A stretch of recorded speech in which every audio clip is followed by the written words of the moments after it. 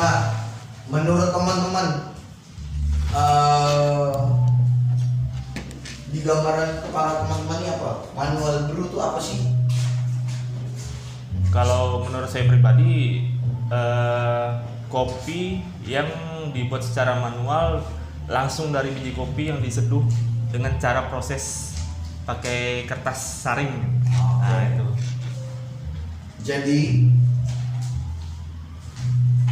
manual brew sendiri seperti namanya adalah cara untuk menyeduh kopi secara manual tanpa menggunakan mesin.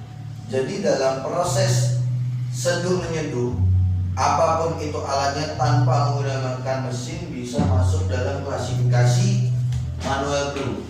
Nah, teknik ini kerap kali berkaitan dengan bubuk kopi yang sudah digiling, atas filter, air panas yang sudah ditentukan tingkat temperaturnya. Nah, pada umumnya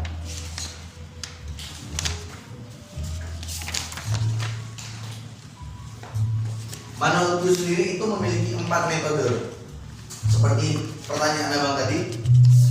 Jadi ada yang namanya boiling, immersing, pour over, dan pressuring. Nah, jadi inilah 4 metode manual brew. Jadi manual brew adalah bagan besarnya, kemudian terkerucutkan lagi menjadi 4, terbagi lagi menjadi 4. Kemudian di setiap metode ini akan memiliki alatnya masing-masing. Nah, sebelum kita mulai membahas manual brew, ada baiknya kita mengenal dulu yang namanya variabel dasar dalam menyeduh. Pertama ada grain size, kemudian ada suhu, kemudian ada waktu, kemudian ada yang namanya rasio. Nah, ini yang kemarin sempat aku singgung pada saat penjelasan kami. 4 hal ini akan selalu berkesinambungan. Kalau kita rubah grain size, suhu berubah, waktu pasti berubah, perbandingan akan jadi berubah.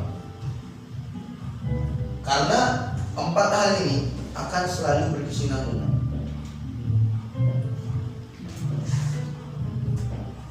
Sekarang kita masuk ke bagian grain size. Nah, grain size atau ukuran giling kopi adalah salah satu faktor penting dalam proses seduh kopi, di mana seorang barista harus bisa menentukan bagaimana ukuran giling tersebut bisa pas dengan dan sesuai dengan metode seduh yang akan dilakukan.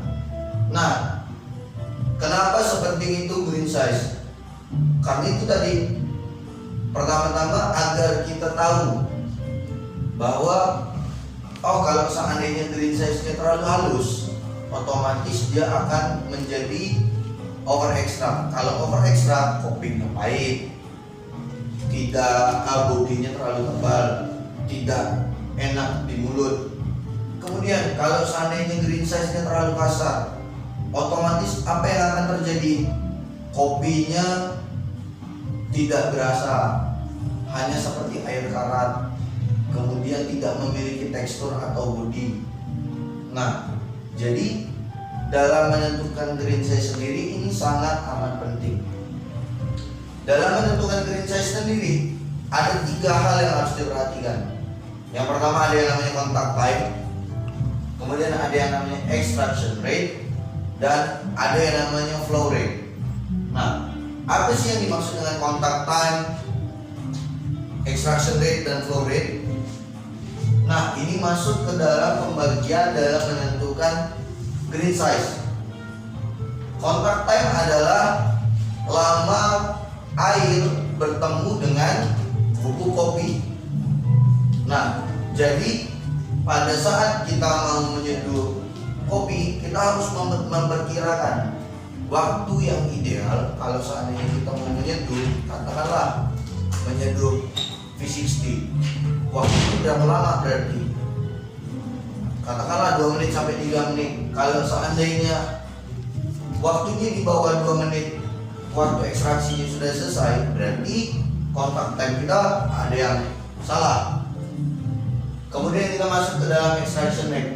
Extraction rate adalah seberapa tinggi tingkatan ekstraksi berdasarkan seberapa luas permukaan kopi pada metode seduh. Jadi semakin luas permukaan kopi atau semakin luas area ekstraksinya akan menaikkan tingkat ekstraksinya.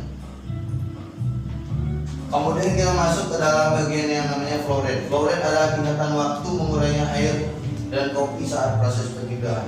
Nah, setelah masuk air kontak dengan kopi, kemudian kalau ekstraksi dari permukaannya, flow rate berapa total dissolved solid yang terurai atau berapa